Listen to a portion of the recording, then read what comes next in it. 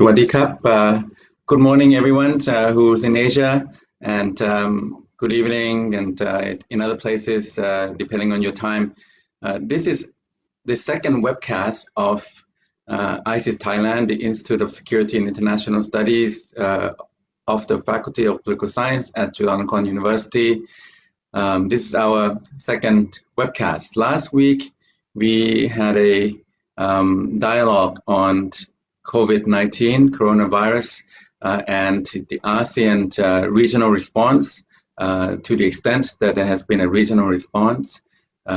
So this week, we are following up on that topic with the Southeast Asia, different countries in Southeast Asia, and how they have responded and handled the COVID-19 crisis. Again, this is doing a webcast is something that we're not used to. We are coming around to it. I think we're getting more used to it. And normally we would have this kind of forum, public forum on campus with real people in real life, but everything now is virtual. So thank you very much for joining this morning. We have two guests today. Let me tell you a little bit about them. First, we have Dr. Panithan Wattanayakon. Panithan Wattanayakon, he is a professor at the Faculty of Political Science, Department of International Relations, but he also has served in different government capacities over the years, including government spokesperson and principal advisor to the Deputy Prime Minister. Currently, he is the chairman of the Advisory Committee on Security to the Prime Minister of Thailand. He has informed me that this is a more indirect role, it's not a formal role. So he is speaking today mostly in an academic capacity with some policy affiliation working at Government House. Dr. Panithan is joining us a bit later than intended this morning. He is driving himself to Government House to an important meeting. So we have to kind of work around his logistics this morning. He will also be joining and then leaving for the meeting and then coming back to join. So that's our first guest. The second guest, I want to thank very much Dr. Zachary Abuza. He is now in the U.S. East Coast. This is a late hour in the East Coast, on the East Coast of the United States. So thank you very much, Dr. Abuza, for joining us this morning in Bangkok. Dr. Abuza has a illustrious scholarly background, policy analysis. He is a professor at the National War College in Washington, D.C., but also an adjunct professor with Georgetown University.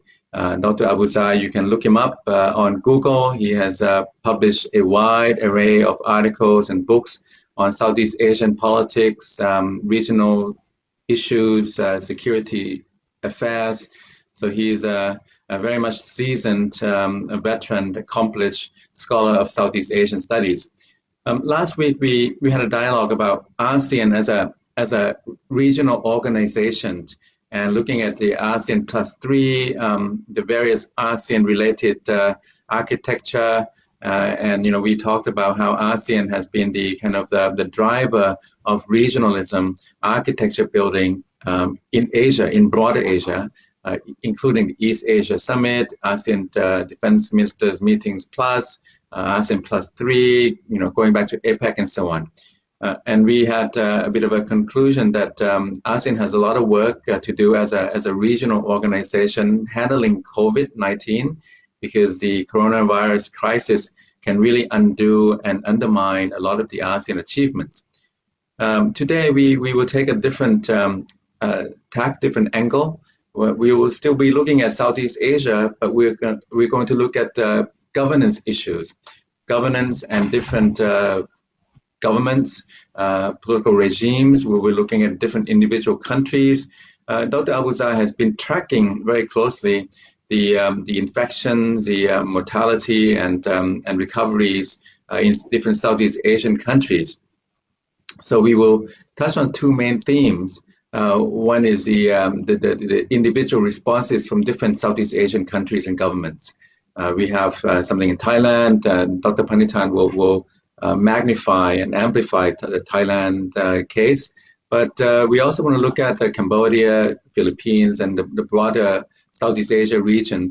In addition, the second main theme will be that China and the United States, and China in the main, we're looking at kind of governance and regimes and their effectiveness in overcoming, containing, dealing with COVID-19. It might be the case that some countries, some governments will look at China as a kind of example. China was first in and first out of the COVID-19 ward, if you will. And China has a very top-down, one-party rule, almost totalitarian, suppression of dissent. They don't have an open society as we understand it.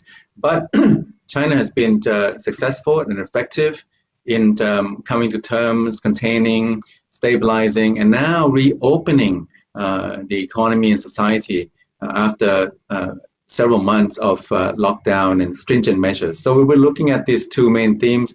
We also will be taking questions and comments.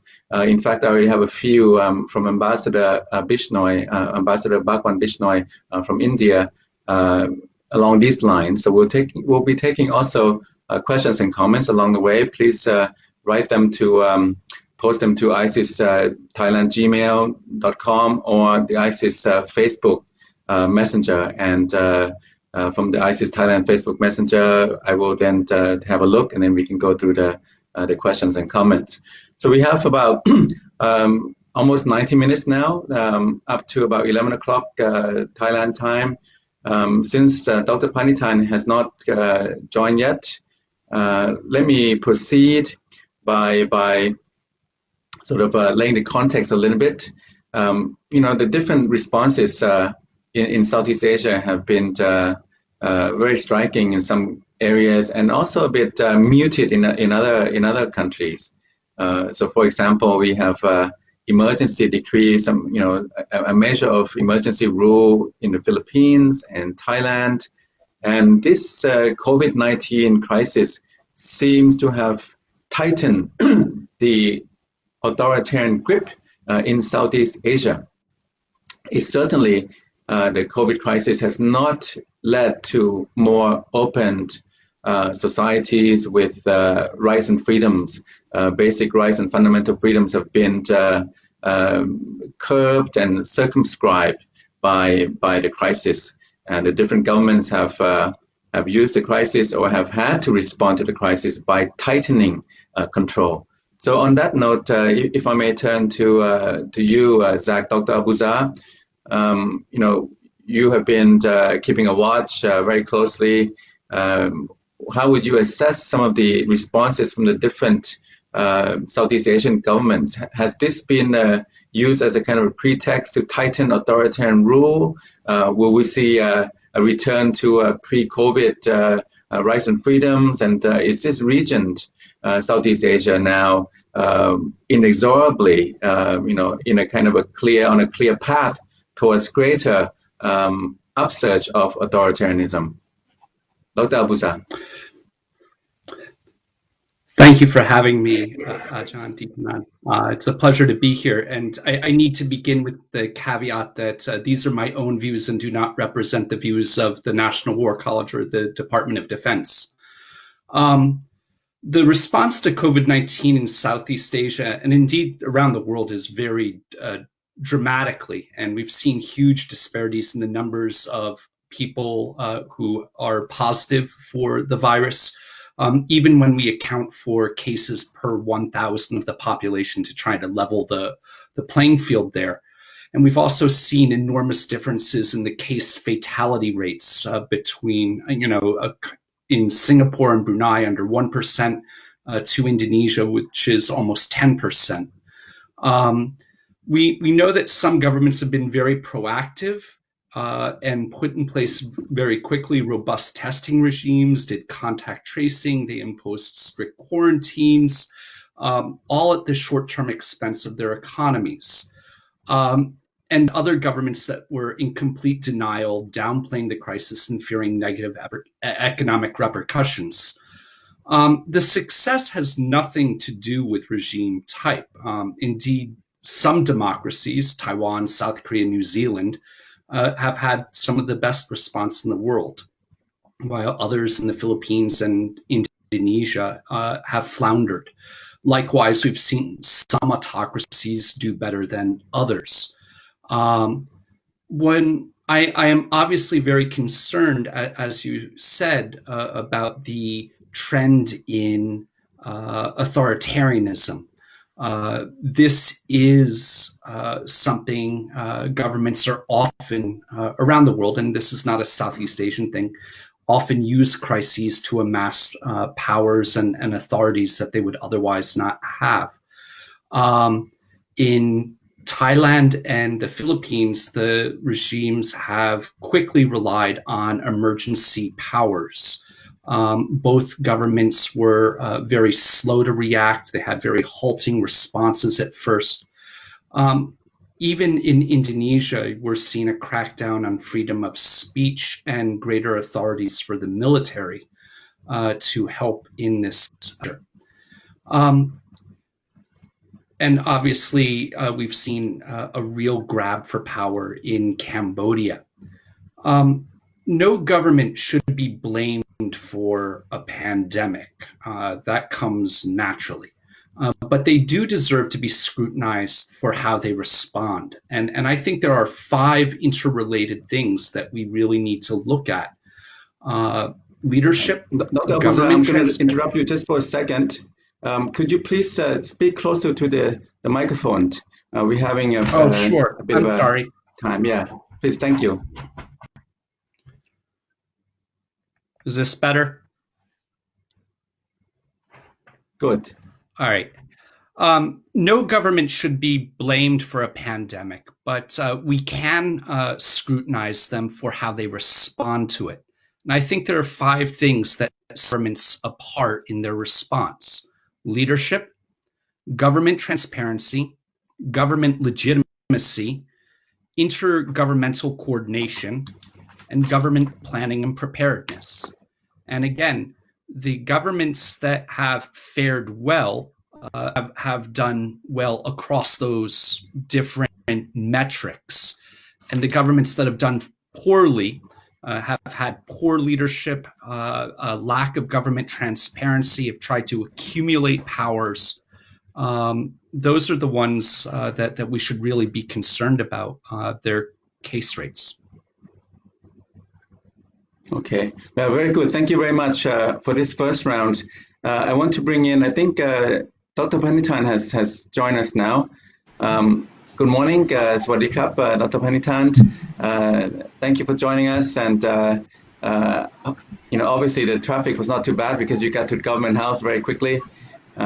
Look, since you have limited time and you have to go into a meeting and then come back again, let us focus on your comments now.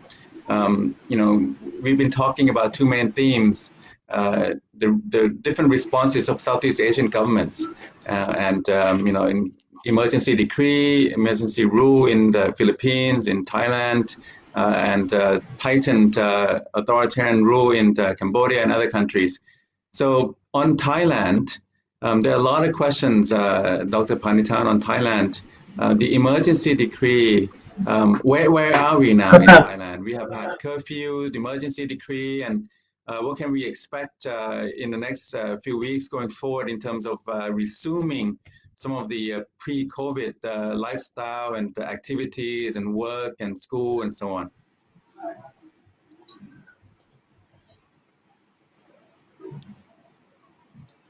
Dr. Panitan.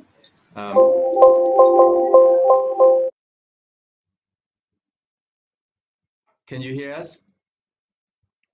Can you hear us? Okay. We've been looking at Thailand. Can you hear us now? When you can hear us, please let us know.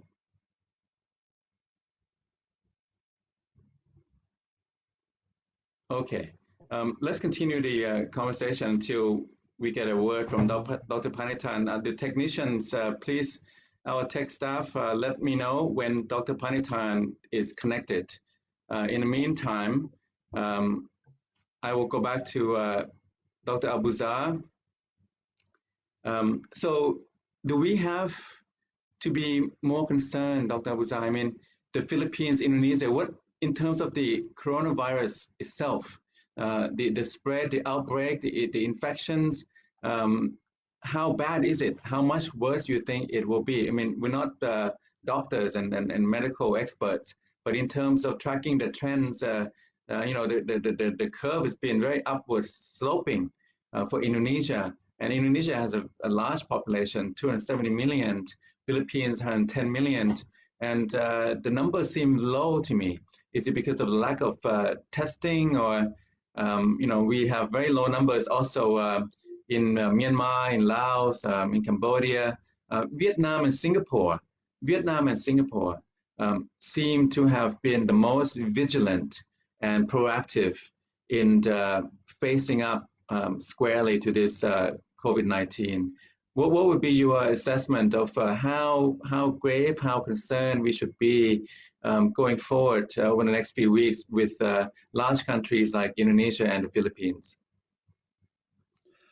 The growth in the Philippines and Indonesia is, from what we know, still very large. The doubling rates in those countries is around 7-8 days, which is not the fastest in Southeast Asia, but they also have the lowest rates of testing in the region, next to places like Myanmar or Laos. So we really don't have a good sense of the actual numbers in those countries. And that also skews the case fatality rates in both those countries. In the Philippines, it's close to 7%. In Indonesia, it's well over 9%. Again, that's a factor of the fact that there is just insufficient testing. But both those countries also have very overtaxed and under-resourced public health systems. If you look at doctors per 1,000 people, or hospital beds or nurses per 1,000 people, both those countries have been under-resourced. If you look at their spending on public health, percentage of their budget, it is less than countries like Thailand or Malaysia that have done a better job in this. But we've seen really awful leadership in both of those countries, which has exacerbated the crises. The country in the Philippines, Duterte was largely in denial for weeks at a time. He lost a lot of time. The borders were kept open. People were moving. He reversed himself on policies. And then once he established a quarantine, simply goes out with his trademark bluster that he's going to have people who violate quarantine shot. He's communicated poorly to the public. The health minister has done a very poor job. And in Indonesia, frankly, you haven't had a much better situation. The president was in denial for a long time, intentionally kept concerns under wraps for fear that it would have a negative impact on the economy and tourism. The tourism industry in Indonesia is going to take about a $10 billion hit this year, so he had a lot of concerns. His public health officials were peddling absolute junk science and promoting herbal remedies at a time when they really needed to be marshaling resources and starting quarantines. So we've had real lost opportunities. And in these pandemic situations, when you have compounding exponential growth, each day really matters. Yeah, thank you very much. The denial that you mentioned, it seems common in the region. So I think that this COVID-19 crisis really caught the region, Southeast Asia, by by a big shock and big surprise. Philippines, Indonesia, Thailand.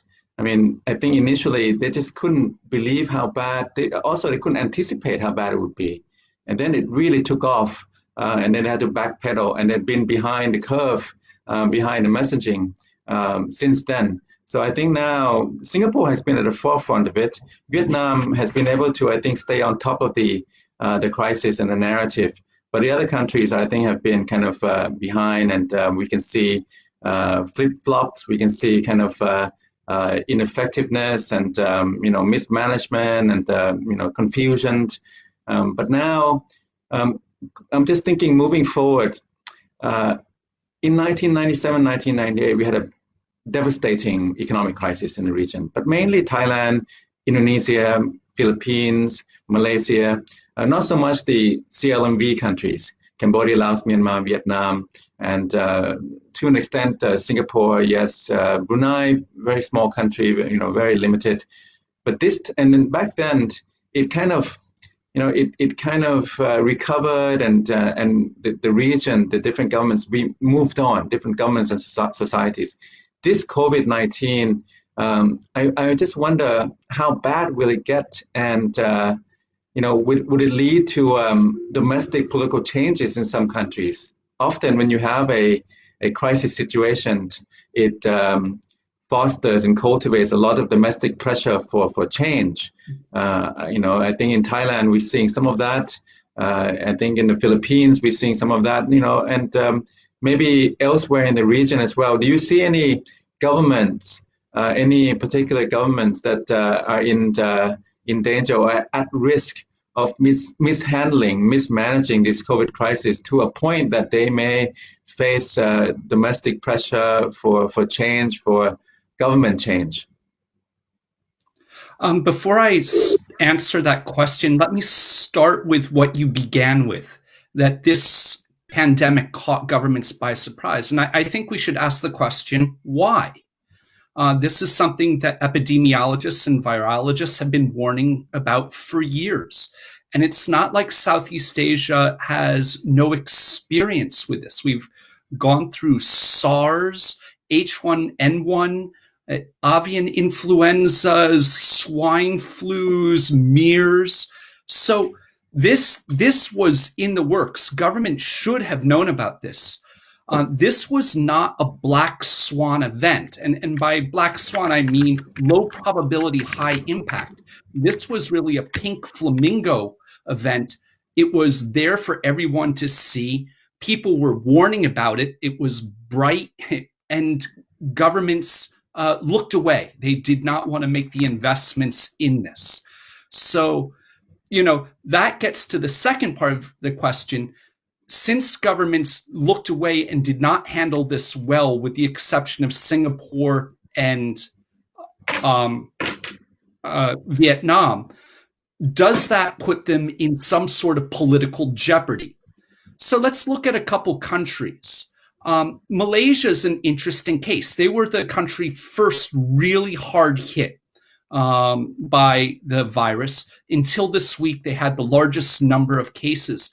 And one of the reasons they really were slow to pick up on this was because of the political coup they had back in February on the new government, and which came to power through fairly questionable means. This was not a government that had a lot of trust or high degrees of legitimacy. And yet the government, the prime minister, has largely deferred to scientific and medical expertise to guide policy, and Malaysia seems to be flattening the curve. So I think that's one government that actually could come out looking better from this. In Indonesia and the Philippines, those are two democracies. And they might be flawed democracies, but they're democracies, and the government should have degrees of legitimacy.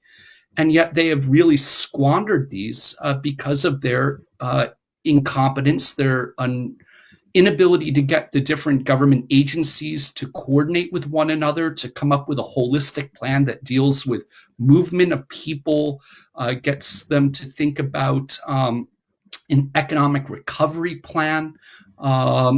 the public health implications. Those governments are really going to take a real hit, whether at the polls in the short run with their surrogates or in legislative elections. Thailand is an interesting one because it's a regime with questionable legitimacy.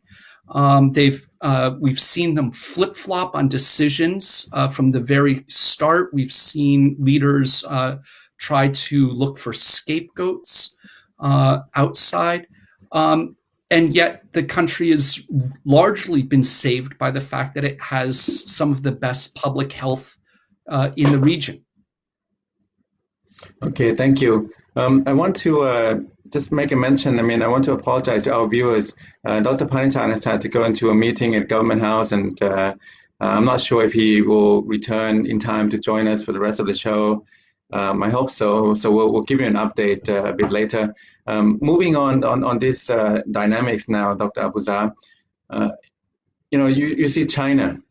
China, now is offering medical equipment and protective gear and so on to all kinds of countries, but certainly Southeast Asia. And China, as I mentioned, first in, first out, and it seems like they've had an effective response to it, even though it looked very draconian, very stringent in the beginning. But it's looked upon now compared to United States, I think, which is very polarized. And I think the response from the Trump administration, every time I looked at, some people really disagree with it, and some people say it was on the right track. So first, a couple of things. First, how would you assess the U.S.-owned handling and management of the COVID-19 up to this point? And what can we expect in an election year in the U.S.? How would this play into the election dynamics? I have to be careful here because I am a federal employee. I do work for the Department of Defense, but that said, I think the response in America has been absolutely horrible. It has been utterly incompetent. We squandered well over a month. We knew what was coming down the pike. The government did not respond, largely because the president feared any shutting down of the economy going into elections in November would hurt him. So the government was largely in denial, and we have seen the results of this. Let me just, America has the largest number of cases in the world. It has the largest number of deaths, and it's spreading rapidly. While we focus on cities like New York City or Detroit or Atlanta, this is slowly spreading across rural America, which has slowly been hollowed out. Rural hospitals in America are under-resourced, they're understaffed. They are certainly not going to be able to deal with this. I find it just appalling that I'm back home. I'm not in Washington right now. I'm back home in a very remote rural state in New England with a population of under 700,000 people, and we have 527 cases of COVID-19 here. And this is a place where it's very easy to socially distance yourself. There are just so few people. But the pressure that it's been putting on our healthcare system, America's truly an example of what happens when you make decisions based on short-term political and economic calculations and not on scientific fact, not on medical need. And, what China did locking down Wuhan for 2 months was incredibly draconian, but it worked. And I'm really concerned that right now, the president of the United States is itching to reopen the economy, before the curve has been flattened, before cases have gone down. I think that we are setting ourselves up for a second and third wave of cases throughout the summer into the fall. The reality is life cannot go back to normal until there is a vaccine. And that is, best case scenarios I read are December or January. So this is the new normal. Countries that are disciplined and focused in their response and are willing to take short-term economic and political hits are going to come out ahead. Yeah. Thank you for that. You and I both have studied U.S. Southeast Asia relations, and we have been following the U.S. Southeast Asia relations, written about it, studied it. Now, I think the COVID-19 crisis will be deeply, significantly consequential for relations between Southeast Asia and the United States. At the same time, it appears that the relations between China and Southeast Asian governments have been closer, warmer, as opposed to relations between Southeast Asia and the United States. So do you think, this COVID-19 looks to me, Dr. Abuzar, is going to widen this gap. Southeast Asian countries are likely to be even closer to China. China will have even a larger influence in Southeast Asia vis-a-vis the United States, which is preoccupied at home. And I don't want to put you on the spot, because you work for the government. But what you've said, I think many people will share that view that the U.S. Does not have its house in order. And this is the election year. We look at the U.S. every time the news flows are very divided, very divisive. A lot of confusion, a lot of polarization, and consequently for U.S. Southeast Asia relations, even though the U.S. still has a mighty military, has a far-reaching, blue water navy, has carrier groups and so on. But in this crisis, we're seeing a bit of a drift. We're seeing some gap, a widening gap between U.S. and Southeast Asia. And we're seeing China, which is nearby, is a resident superpower, making greater headway in the region. So would you share that assessment? It's something that I think a lot of Southeast Asian governments and societies are thinking a lot about, because I think in many places in the region, we don't want to be too dependent on China, even though China is the main locomotive for growth, for tourism, for development in the region. I think the U.S. role is still looked upon as a counterweight, if you will. And some countries also look at Japan in this mix, and Australia in this mix a bit, and also India. But the U.S. is really a key country. So if COVID-19 makes the U.S. more dysfunctional, unable to fulfill, to play a role as a superpower, as a counterbalance, then I think this region, Southeast Asia, will go more into China's orbit. Would you share that kind of outlook? Yes, I do share the pessimism. Let me begin by just stating that this is the first global crisis that I can think of where the United States is not only not playing a leadership role, but no country in the world is looking to the United States to play a leadership role because it's just cannot get its house in order. We are looking very dysfunctional right now and inwardly focused. Look, the Trump administration has their policies, and we've seen them play out in Southeast Asia for 3 years now. Starting with the immediate withdrawal from the TPP, which kind of kept us out of regional prosperity. We've seen an assault from the administration on international organizations, laws, and regimes.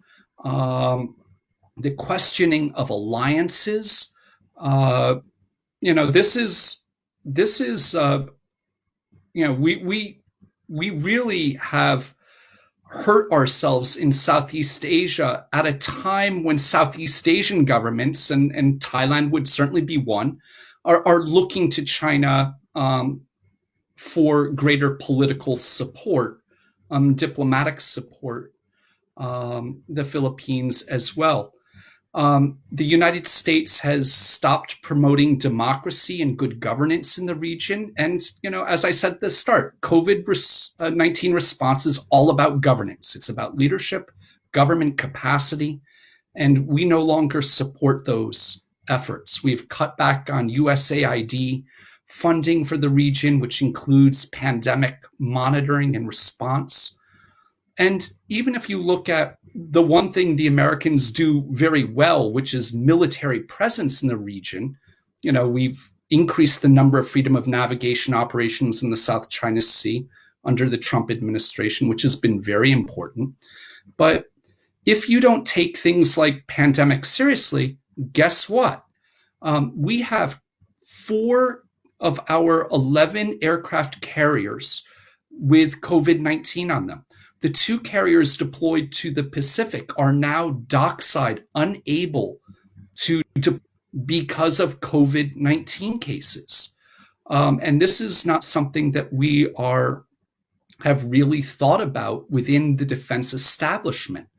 The United States DoD budget is over $700 billion. Not even including the cost of fighting wars. And yet you can have 2 aircraft carriers, $26 billion of ship, not including the planes on them, that are forced pierside because of a pandemic that we cannot get our hands around. Our medical officials do not have enough protective gear. We have failed in creating and deploying low-cost testing regimens. It's been a disaster. So I really would understand at this juncture, countries in Southeast Asia either waiting out the administration and waiting for the election in November, or simply looking to a country like China, even though it does deserve a lot of blame for the spread of COVID-19 because of their own cover-ups and treatment of whistleblowers in the country. And yet they're coming through at a time when America is AWOL. Thank you. You talk about the aircraft carriers, the contrast, I think it is a deliberate contrast. Just a few days ago, we've been seeing the news that the USS Theodore Roosevelt aircraft carrier, the controversy with the captain being terminated, and then the Navy Secretary resigning, and so all of this has been observed from afar. At the same time, we saw the other day that the Chinese aircraft carrier, the commissioned one, the Liaoning, has been out and about, has been doing patrols, has been doing operations. So I think it's been a deliberate contrast from China that the U.S. is not here, not ready, not prepared. It has a lot of problems. Aircraft carriers can't go out to sea, but the Chinese aircraft carrier has been out and about. So I think this is a trend line that we're seeing in the region. The U.S. is a bit preoccupied. China very much assertive. And if you look at when I look at the table, the tracker, the coronavirus tracker table, the various numbers of the different countries, it looks to me like a league table. A league table meaning that which countries can handle this pandemic better than others. So the numbers in the US is top table. It's the top of the table for the number of infections, the death toll, and so on, and followed closely by the European countries. And then you get to China. China's number is kind of stopped a few weeks ago, more or less kind of plateaued. But the numbers for infections and death toll for the US and European countries keep going up. So this is something that I think will have long-term ramifications for the US, for the West, for Europe, vis-a-vis China in relations with Southeast Asia. I also see that, there's a framework called the ASEAN +3 with the China, Japan, and South Korea. This is the first major kind of crisis that we see China and Japan working together, or certainly not in enmity, not opposing each other like the past. So the China-Japan relationship is also crucial for Southeast Asia, because if they can get along, if China and Japan can get along, this would lead, I think, down the road to a further Asian regionalization along the ASEAN plus Southeast Asia plus Northeast Asia, essentially. Would you kind of see it in that way as well? Yeah, I think that you have cooperation between China and Japan is certainly good for everyone in the region. No one wants to be pulled into choosing sides, because both countries are absolutely critical for all of Southeast Asia's economic development. They're both major importers of goods and investors.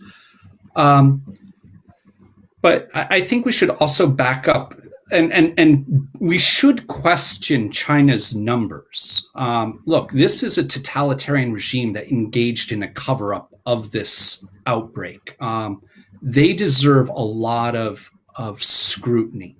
And I'm not going to give them a pass on this. I do give them plaudits for very aggressive measures to counter this. And I think they really do have something to show the world in that, but I'm certainly not going to give them a pass and buy all their numbers. The anecdotal evidence so far, whether it's from the number of cremations taking place in Wuhan or subsequent outbreaks in other parts of the country, do suggest the numbers have been much higher than the government wants the world to believe. But that said, they really have taken advantage of this situation effectively. They have worked in Southeast Asia in terms of distributing protective equipment and masks, or in some cases selling it. They're certainly propping up and supporting a few critically important allies in the region, such as Cambodia, in this, which has such nascent healthcare. But remember, China also is using this opportunity to do what China does. They have worked and put inordinate amount of pressure on the World Health Organization to silence and keep out Taiwan, which has done a fantastic job in this. That's a country worthy of emulation. And Taiwan is doing a great job in providing international aid and assistance. South Korea, too, has really done a fantastic job. They're now providing aid and testing equipment and PPE to other countries. These medium-sized states that are very nimble, have very wired, responsive governments, high levels of legitimacy, and have thought through the planning and preparedness, are really the countries to watch. Yeah, I would agree with that. Thanks very much. At this stage, I would like to invite questions and comments from our audience members and viewers. If you have questions or comments, please post them to the ISIS Thailand Facebook, and then we'll start to field them, and then you can engage with our conversation, our dialogue. I'll just take a couple of points now. Questions from Ambassador Bishnoi from India.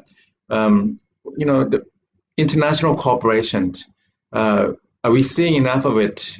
Should we be seeing more during the COVID-19 crisis? I noticed that I think the world news has shown that President Trump has just stopped contributing to the World Health Organization. That is very noticeable. So international cooperation, in this case, we should be seeing more because it takes a lot of collaboration, coordination, medical expertise, equipment, information sharing. We're seeing some of it, but maybe not enough. I'll just leave that with you, and then maybe you can discuss that a little bit. And then are we seeing more of this? Is this COVID-19 going to lead to greater decoupling, so-called decoupling between the United States and China? We will see kind of the US and China, instead of being more interdependent and enmeshed, but more apart, more decoupled. Yeah, it's interesting, Dr. Abuzar, when I talk to the Chinese colleagues, they don't call this decoupling. They call it de-Americanization. So for them, it's it's taking stepping away from Americanization, which means to them essentially same idea, separating or coming apart, if you will. But decoupling is a well-known description. So would you say that are we seeing not enough international cooperation? The role of the WHO has been controversial. Some people criticize WHO for being too slow to declare this a pandemic, also maybe too accommodating to the Chinese authorities early on. And then later on, even I noticed a bit of a lack of clarity on this virus itself. We don't know. Initially, they said that wearing masks would not help, and not necessary to wear face masks. And then later on, they said, okay, it's okay to wear face masks. I'm also still unclear about the airborne transmissions, whether this COVID-19, this virus, the novel coronavirus can be contracted from the air, which means that if so, the social distancing may not be so effective. So the WHO has come in for some criticism, and I think that the international cooperation that we've needed perhaps is a bit lacking.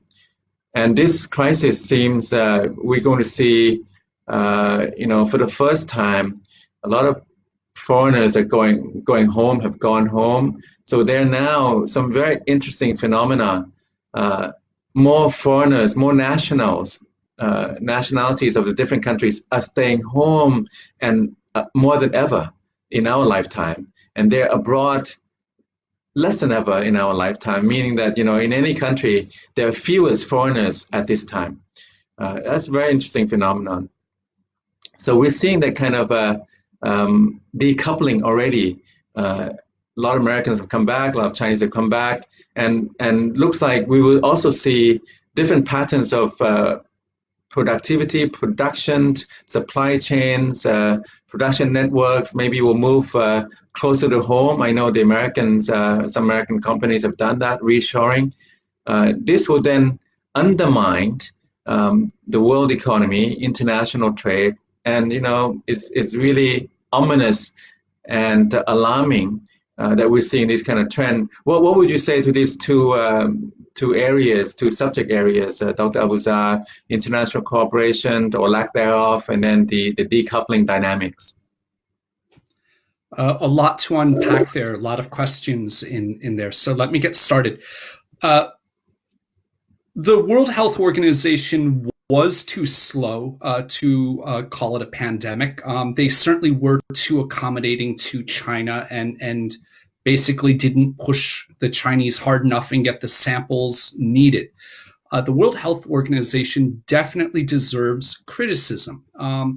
There's nothing wrong with criticizing to make organizations better and more responsive in the future.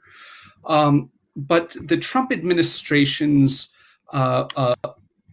holding back of payments to the World Health Organization in the middle of a global pandemic is really incredibly counterproductive. This does not help the global economy. It doesn't help global health at all. And we have to remember that the World Health Organization does so much more than simply this immediate response of COVID-19, whether it's dealing with HIV, AIDS, or other diseases. and public health, eliminating smallpox or measles, vaccinating children around the world. This is an absolutely critical role. And if public health around the world takes hits because of the lack of funding and lack of support from international organizations, and everyone is just a little bit sicker, fewer immunized children, that makes everyone more vulnerable to this pandemic and the future pandemics. Prevention is so much cheaper than the cure. So this is just a terrible decision by the Trump administration. I personally think he's doing it for political reasons. He needs a scapegoat. He needs to distract the community. I hope that the U.S. Congress intervenes and continues the payments. And again, the U.S. Congress has the power of the purse. So I'm hoping that this policy and decision gets ignored. Let's get to the decoupling. There's obviously a lot of concern that when you get these pandemics, like, oh my God, we're dependent on Malaysia for gloves and China for masks and this global supply chain that makes us vulnerable. Well, yes, it does. I mean, one thing governments could do is actually spend money and stockpile these equipment in greater degrees than they do, because pandemics are going to be a part of life going forward. They're not going back, even if we get a vaccine for this one. Should this lead to decoupling? Well, think about it in different ways as well. The United States right now has 20 million unemployed people within 2 weeks. 20 million people. That's 1 out of 10 American workers. That's 1/3 the population of Thailand that is now unemployed. And the American social safety net is really, really poor. People are getting under, a couple $1,000s a month, which in Southeast Asia might seem like a lot, but in America, it's very hard to raise a family on unemployment. And it's been made that way because Congress has largely resisted. They believe that it creates moral hazard and people won't have an incentive to work if they're generously paid. But think about what this does to the Chinese economy. That's less disposable income in the hands of Americans. We're out shopping less, we are purchasing less, and that has a real impact for China. So they obviously are going to be looking for other markets and thinking more about domestic consumption. So that decoupling goes both ways. We are very dependent on one another. But China should be concerned that the global recession, and it is going to be a very hard-hitting recession in America, Western Europe, and Southeast Asia is going to get a really hard hit. As you mentioned, fewer people are traveling. You know how important tourism is to all of Southeast Asia. This is a major chunk of the economies. No one is going to fare well. Export down, domestic consumption is down. There are large sectors of economies in all of these countries that will never recover from this. Dr. Abuza, thank you for that. I just have a quick follow-up question to what you just said about the decoupling, and then maybe just a quick answer, a quick take on it from you. The decoupling, I mean, the whole virus pandemic crisis has called for greater international cooperation, collaboration, especially between US and China. In the ideal world, we would have a US-China cooperation on all resources, medical expertise and equipment and everything else. And this would be the most, the best case scenario for overcoming the virus pandemic together. But we're not seeing that. Now, on the other end of the scale, let me ask you, what would be, this seems very remote, but suddenly it doesn't seem inconceivable. What is the the risk now that we could see an open conflict between the two. Suppose, let me draw our scenario.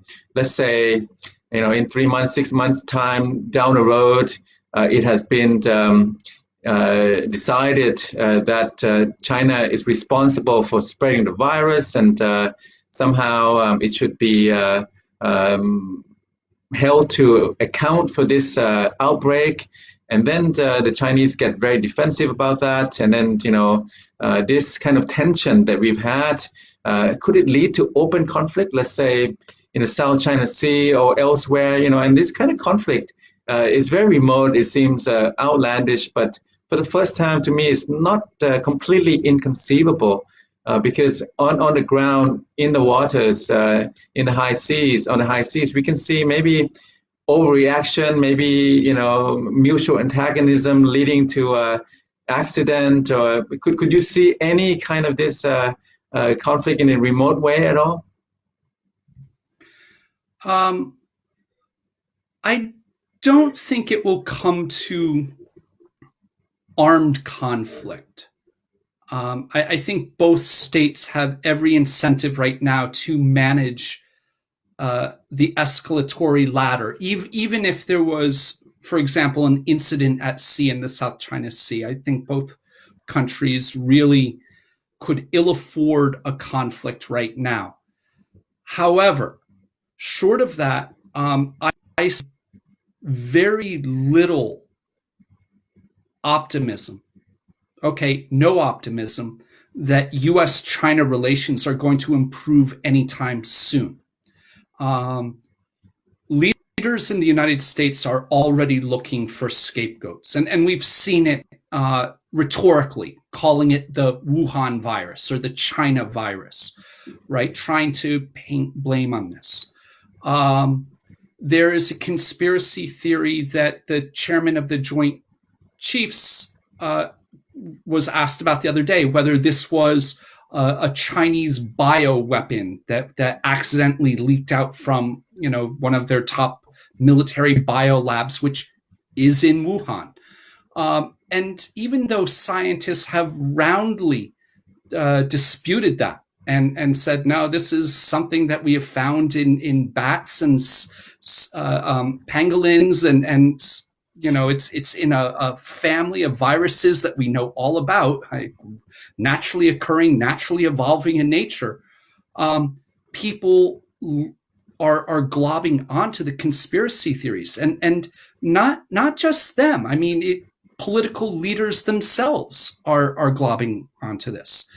We have had senators in America actively talk about intentionally defaulting on loans, treasury bills to China, basically to make them pay for spreading this disease. I mean, that would do inordinate damage to the global economy, and that would completely undermine the full faith and credit that people have in the United States dollar and our willingness to pay our debts.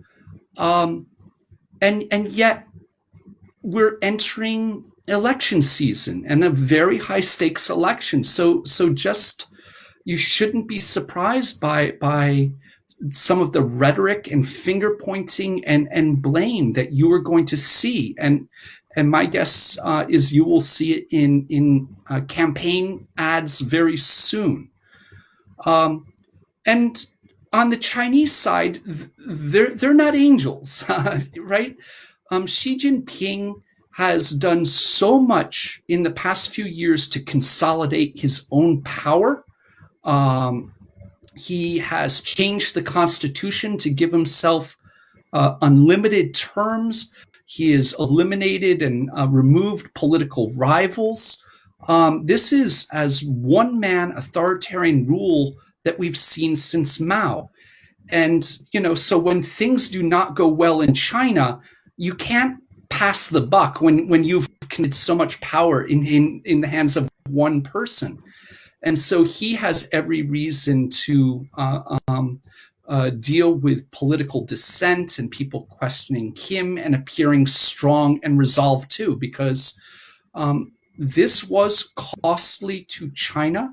There are a lot of people in China who are very angry at the Chinese government's cover-up of this, that it got so bad so quickly.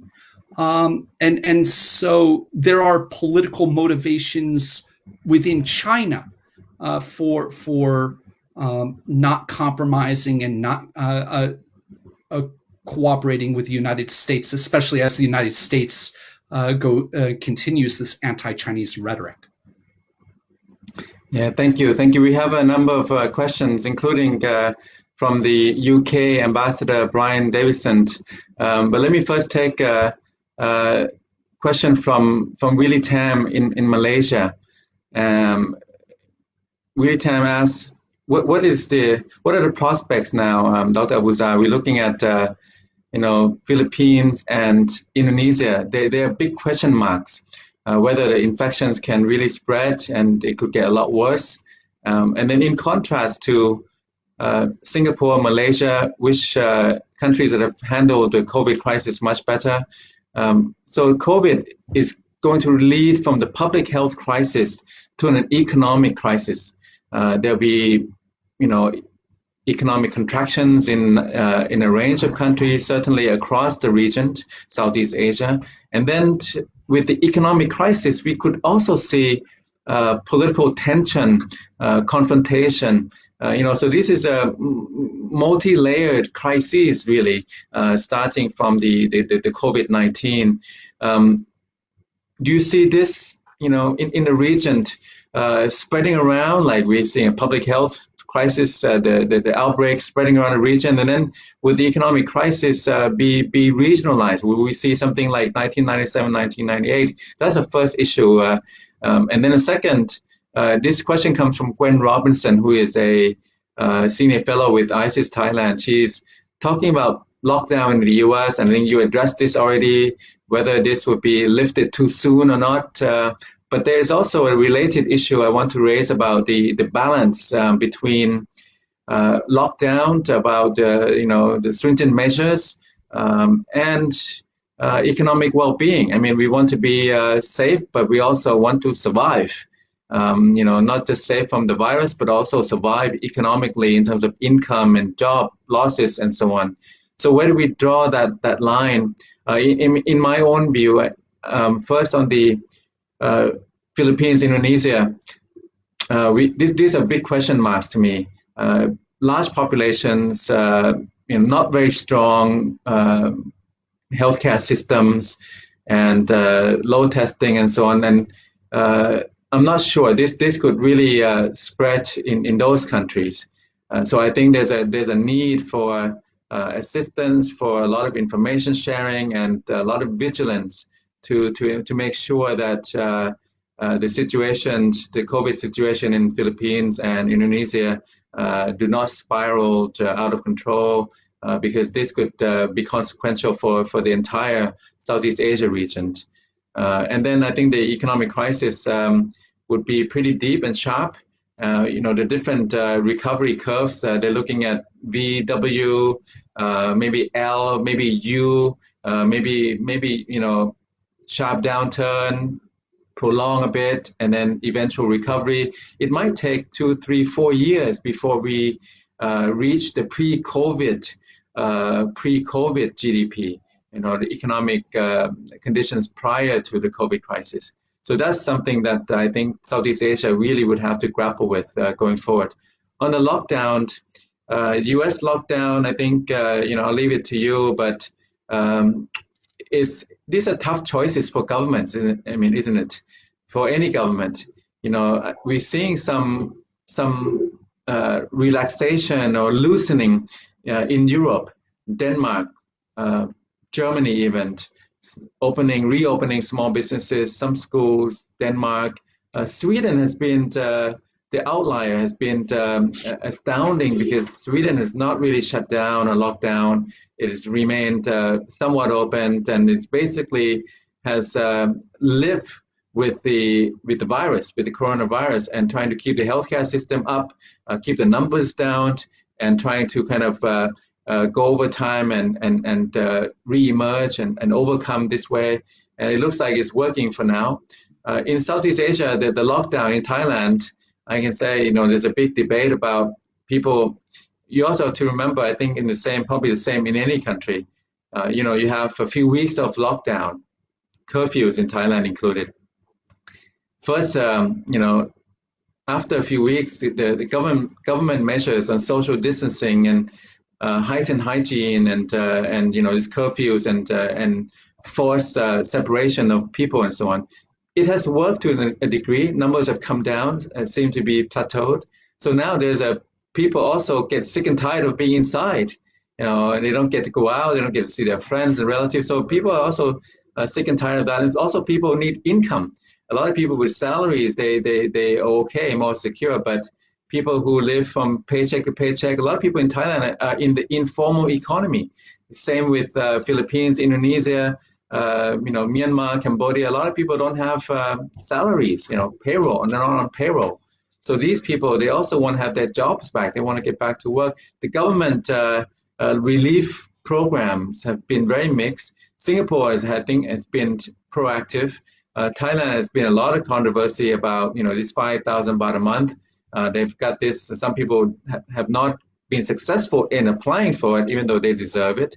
So, overall, the lockdown balance with economic well-being is fiercely debated. What's your view on that? First, on the regionalization, Southeast Asia, looking at the public health, economic crisis, political tension, and then what do we do? Where do we draw the line between lockdown and resumption to get jobs and to get the economy going again?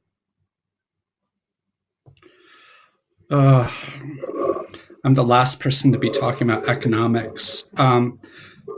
I think we have to expect that this pandemic is going to lead to a global recession and one that's going to hit Southeast Asia very hard, whether it's hits in the tourism sector, the banking sector. Banks are taking hits right now because they're expecting, with so much unemployment around the world, the number of credit card and loan defaults, corporations going bankrupt right now, unable to pay back their commercial paper or other debt obligations. So I think around the region, every country is going to be largely hit, though we might see some countries. I think Vietnam is going to come out very well. They've done very well with the US-China trade war in the past, and their proactive response and low levels of COVID-19 is probably going to be good for them. We might see some real good investments in the manufacturing of medical equipment and PPE stuff in Southeast Asia. So in some sectors, we're going to see some recovery, but overall, we're really going to see Southeast Asia take a real hit from the American recession, and some people are talking, with 20 million unemployed people, and we've got still several months of this crisis ahead of us. America is not out of the woods right now, even if a number of states are starting to flatten the curve. And if the American economy continues to go down, that is going to really impact Southeast Asia. So that gets to the second question, and or part of the question. That's the cost on all of these societies for people that cannot afford to do what you and I can do, work from home, and we're very lucky in this. We have the incomes to stock up on food and pay our bills and pay our rents or mortgages. But for people that live paycheck to paycheck, I think this pandemic has really exposed glaring inequality in societies. And I think we really have to understand that unless we start to put in place policies that benefit all of society, we're not going to come out of these pandemics. We're only as strong as the weakest link. And again, look at someplace like Singapore. They had the most perfect response in terms of testing and proactive leadership and good communications and shutting down the economy and shutting down international travel, and yet not paying attention to guest workers. And you get, 700 cases in a single day today. They're kind of racing through the most marginalized sectors of society. All governments really need to think long and hard about social safety nets, so that when these things happen, we can shut the countries down for those critical 2-week periods. Longer than 2 weeks is going to be very hard for many countries. And again, I'm watching parts of America already kind of rejecting the orders from governors and starting to reopen. And, there's some regions and some places in Southeast Asia where people are much more willing to obey the government because they have trust in the government's policies. The government has communicated very effectively the crisis, the way out of the crisis. People know that there is a holistic plan that looks not just at public health, but at how are we going to stimulate the economy and get things back? How do we gradually and safely reopen? And governments that have legitimacy. And those governments are able to kind of do things in a more gradual basis. The public has more trust in the government to pull them out of these crises. But you get governments like the Philippines and Indonesia that have been so chaotic. The governments are panicked because they don't have any social safety nets in place. Their healthcare systems are overtaxed. That's going to be a real problem for the region. And as long as some countries have raging epidemics, too many people are still crossing borders. Yeah, thank you for that. I'll just make a related observation. The rescue packages of the different governments have been just astonishing, have been massive. The US, I know, I read $2.2 trillion. And another interesting phenomenon, there's been no opposition to it. This is a non-partisan kind of rescue packages across the different countries. Thailand has come up with 1.9 trillion baht rescue package, which is equivalent to 11% of GDP. Singapore reportedly has come up with a package of 12% of GDP. So this is something that we have not seen for a long time, or in some countries unprecedented. That such a massive stimulus rescue packages have come out, have been enacted. I also would say that in the U.S., when they had the 2008-2009 crisis, this was deep and devastating. And the bailout was also massive. But, to have two massive bailouts within 12 years apart, for the U.S., this is very costly. So this could shine a light or elucidate China's role and edge at this time a bit more. Dr. Abuza, I would just make that observation because the U.S. has been weakened, I think, fiscally by the GFC in 2008, 2009, and now the COVID-19 in 2020. While China, I think, has a bit more fiscal space, no economy is going to come out of this looking pretty. I think no one's going to come out with flying colors, but I think those who suffer the least and have come out, have returned earliest, will have an advantage. Let me now take a question from Ambassador Brian Davison of the UK. What would you say, Dr. Abuzar, about the different approaches? Can we say, if you look at the tracker table of coronavirus, top of the table, as I mentioned, is the United States. China is actually way down. Thailand was number 50 yesterday when I counted, among over 100 countries that have been affected by COVID-19. If you look at Northeast Asia, China, South Korea, Japan, their numbers are very manageable. You look at the US and Europe, the US and EU, the numbers are just astonishing, very alarming. So would this change, the question from Ambassador Brian Davison is that, would this prompt a broader shift in the mindset among Southeast Asian countries? Northeast Asia examples, US, EU numbers. And then another issue with the consequence for CPTPP, and I would just add also RCEP.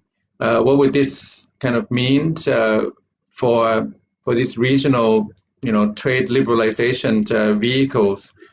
And then maybe the last question, just for you in particular, Dr. Abuzar, is a question from Johanna Sond. She writes for Reporting ASEAN, is a publication widely read. She's asking a question I also wonder over time: how come President Duterte remains persistently popular in the Philippines? Before COVID, during COVID that we've seen, his popularity rating has held up, even though his measures are very draconian, very autocratic, and somewhat violent. So I'll just leave that just for you towards the end, but maybe we can talk a little bit about Northeast Asia vis-a-vis US and EU. Would this prompt Southeast Asian countries to maybe tilt towards Northeast Asia more and maybe lose some hope in the US, EU? And then CPTPP and RCEP, I think Thailand wants to enter CPTPP. I think that's pretty well known. But I think a lot of the economies are coming to grips with the COVID-19, and we haven't seen a lot of news, a lot of movement on these regional trade liberalizations. RCEP, of course, is managed by the ASEAN-led framework, and the ASEAN summit has been postponed. So the whole ASEAN agenda, including RCEP, has been put off. CPTPP, eventually Thailand would want to join, and I think they will have some rethink about opening up CPTPP. But I think for now, the consumption of energy and agenda and government minds and policymakers is really with the COVID-19 crisis. So Dr. Abuzar, Northeast Asia, US, EU, and then question about President Duterte's phenomenal, persistent popularity in the Philippines. The first question is very hard for me to answer because I don't study that part of the world. Again, look, America has right now some of the tensest relations with our Northeast Asian allies right now. President Trump is very clear that he does not support or see the benefits accrued from alliances.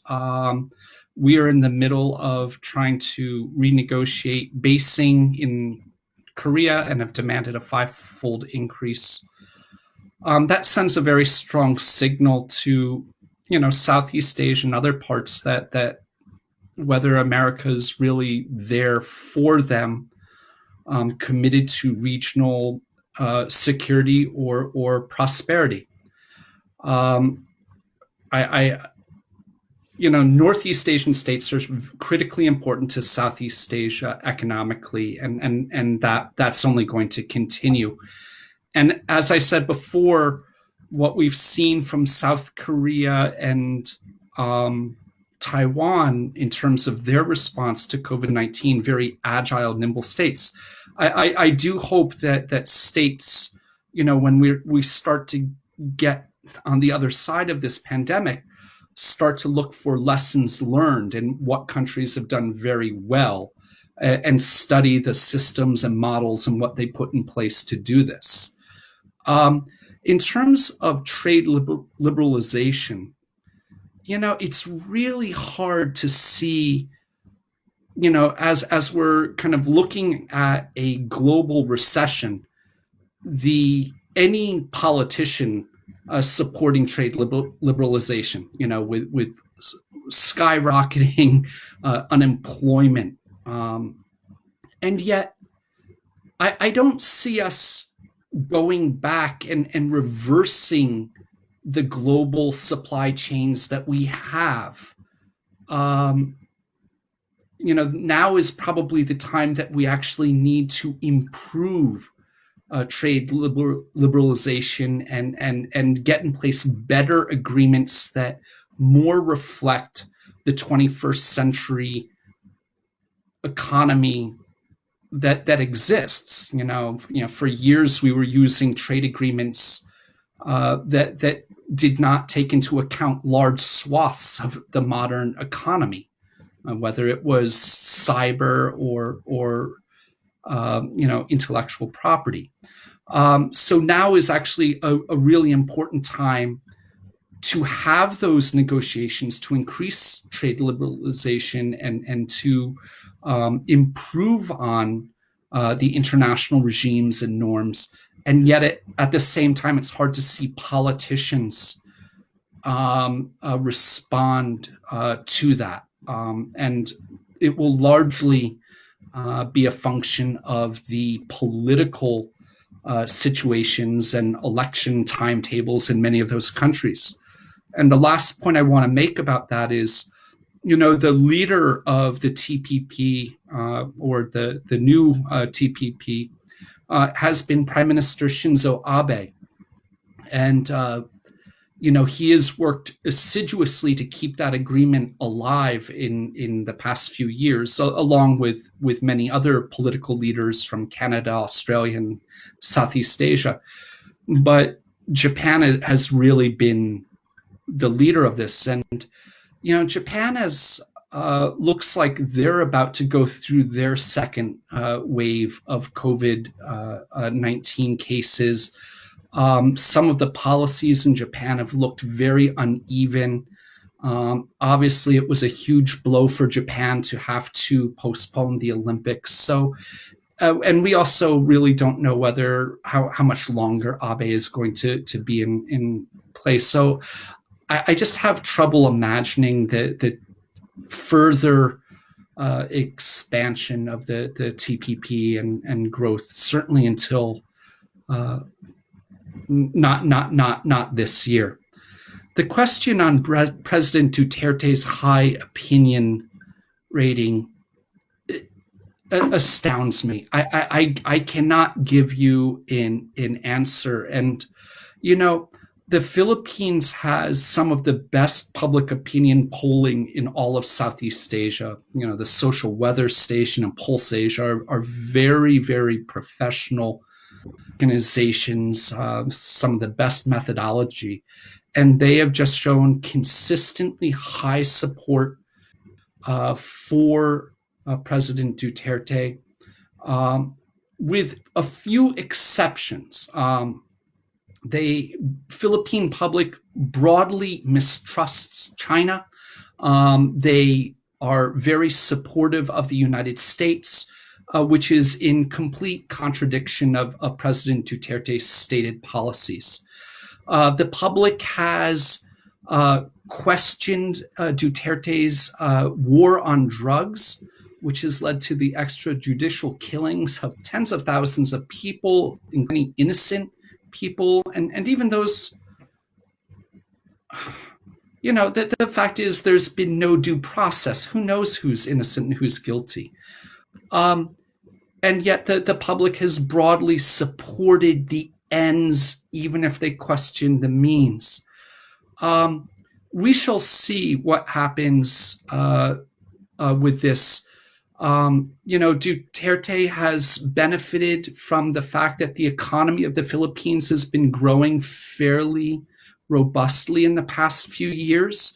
But public opinion could turn on him if this leads to a major recession. I think the Philippines is going to be very hard hit by this crisis. Their healthcare system is overwhelmed. It is under-resourced.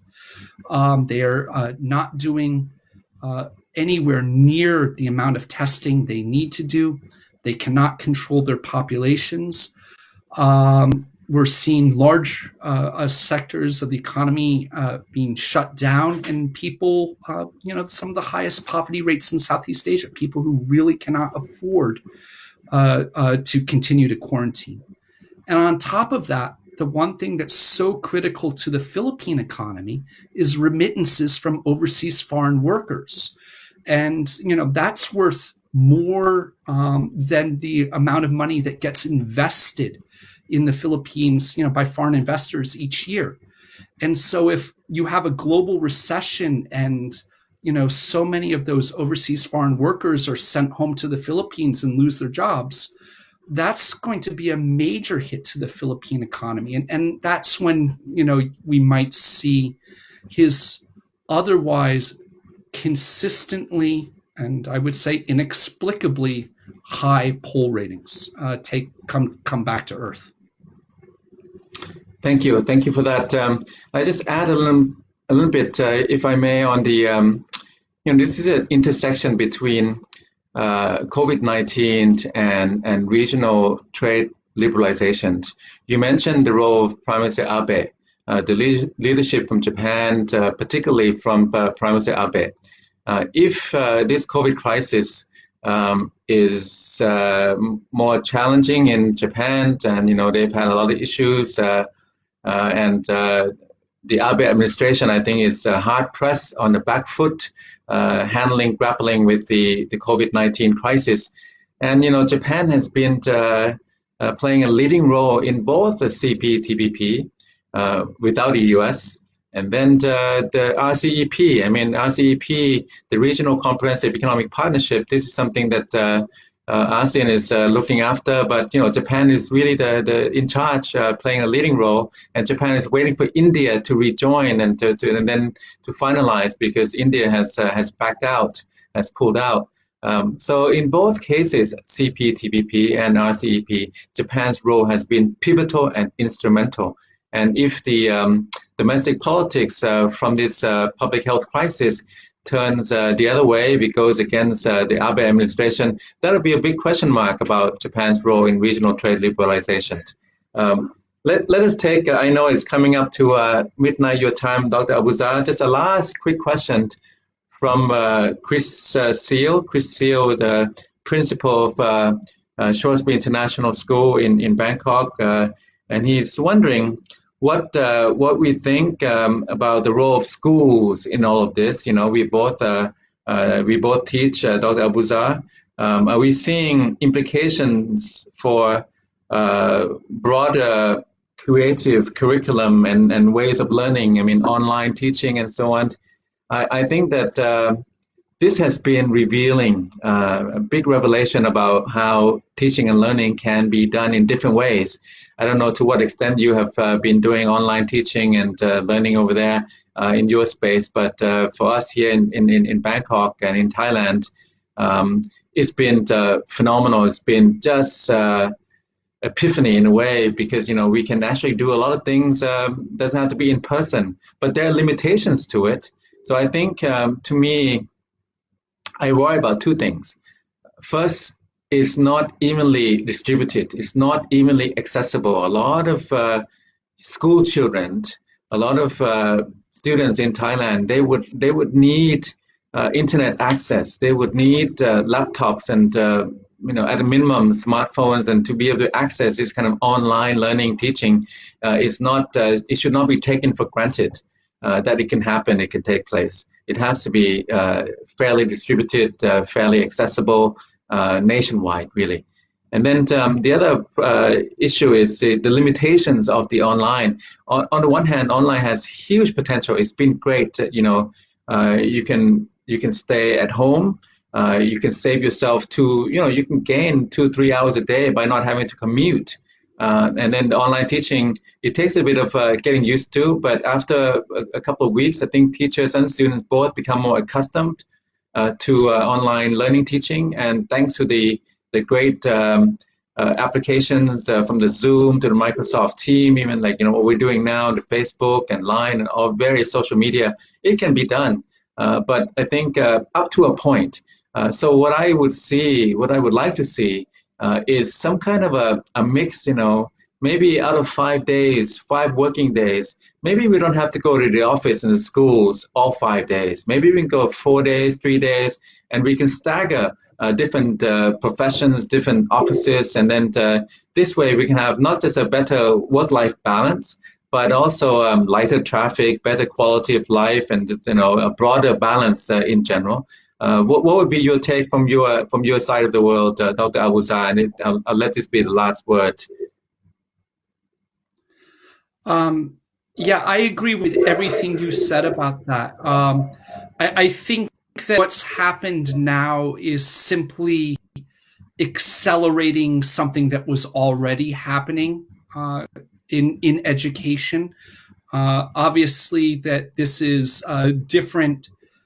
We've had online learning for college and graduate schools for a while. This is obviously new, especially for parents with elementary, young school age children or middle school children. I think in the future, look, you and I are digital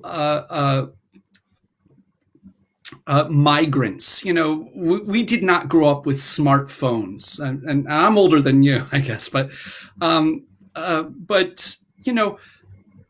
my kids who are college age are just so wired. I think that they're rolling into this fairly easily. It has not been so disruptive to them. The big issue that I think you raise is that you have the digital divide, that there are still too many people who do not have internet access, who do not have computers, and that we cannot continue this until that is addressed. And whether it's school systems trying to contract and create very cheap tablet computers that can be cheaply produced and distributed, rather than textbooks, that's something that we're going to need as societies to think about. The other thing, and I certainly see it in America, because all of our internet is from private companies, and you see huge disparities, especially between cities. And I'm out in a very sparsely populated region right now with very poor quality internet. And so again, we've got to deal with that digital divide that between urban and rural parts of the country. We're going to have to start to think about treating the internet as a public utility. Those are the big issues. In terms of teaching, though, it's been an adjustment for me teaching. It's getting easier each week, but still you miss that contact with the students. But I will say that I've actually had, in some ways, I think it's helped advising. It's easier to schedule meetings with students to work on their theses online because you can always find a time that works. So in some ways, that out of the classroom experience has been really, really strong with this. But it is a new reality. And as we look at universities around the world kind of cut back the number of tenured positions and increase the number of adjuncts, I think you could see people holding multiple positions in higher education at different schools, teaching courses.